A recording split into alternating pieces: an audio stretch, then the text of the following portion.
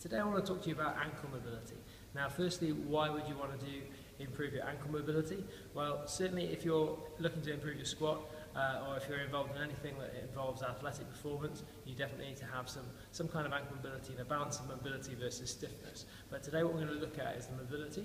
So if you just look as you're squatting down, if we're looking to execute a squat, and if you look at the balance between my knees and my ankles, if I get to this point and that's the only ankle mobility I have, now if you just look up and see what's happening at my hip as I want to come down, if that's the only ankle mobility I have, I don't have any options to continue down to squat like that. So once my knees reach there, I have to find that mobility elsewhere. So the hips will often come back and you'll lean forward is one of them. Well, there's various other errors that people make when they're squatting. So there's so much stuff out on the net about how to improve ankle mobility.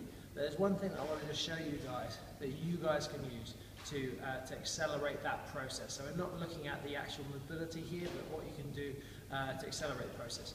Now, if we're looking on a joint by joint basis, the joint adjacent to the ankle is of course the midfoot. So what we're going to look at today is actually strengthening and increasing the stability through the midfoot so that we can allow that ankle joint to just move a little bit better. Okay, so the first thing we're going to do is, before we actually start getting any of the small muscles working in that midfoot, is we're going to release the tension in our plantar fascia, because the plantar fascia is like a connective tissue that will tighten if we lack stability to try and give us some support. So first thing, we've got a cricket ball here, or for those of you over in the States, a basketball or baseball will work. So what we're going to do, aiming at 2 points, underneath the foot, the medial arch, and then the lateral arch around the sort of fourth toe there, okay? So what we're going to do, just nice and firm, just rolling through the medial arch, like so. Then we're just going to come in line with our fourth toe and roll through there. And we'll spend about a minute doing this, but I don't want to spend up all of your time watching me roll my less than attractive feet. So saying we've rolled both feet, after that what we're going to do, I've got here a Airex pad, so some of you might use those little cushions that you get, which are like an inflatable flat Swiss ball, if you like. But there's various balance pads you can get, but I prefer these ones, the Airex pads.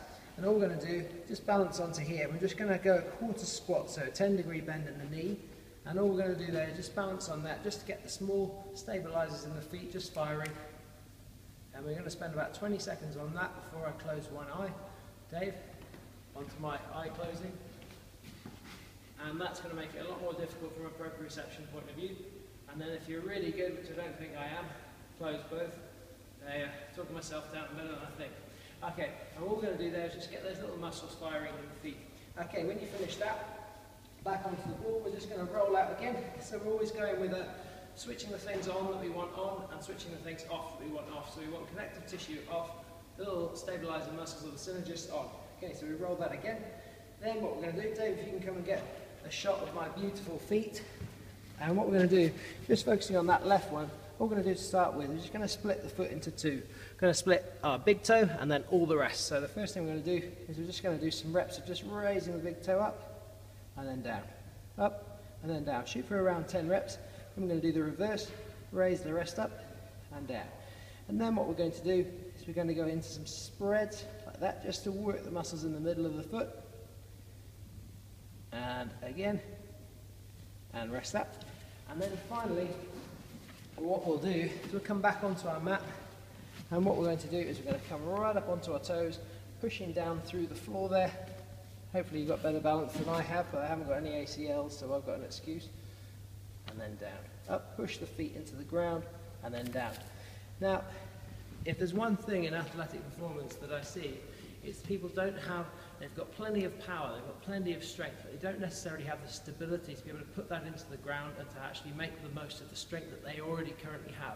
This is really some easy wins for you guys, and often when we're training sprinters here at Storm, we can see their times drop almost instantly within a matter of 2 or 3 weeks. So if we can do that for elite sprinters, what's it going to do for you? All right, try those things out, let me know how you get on, and good luck with it.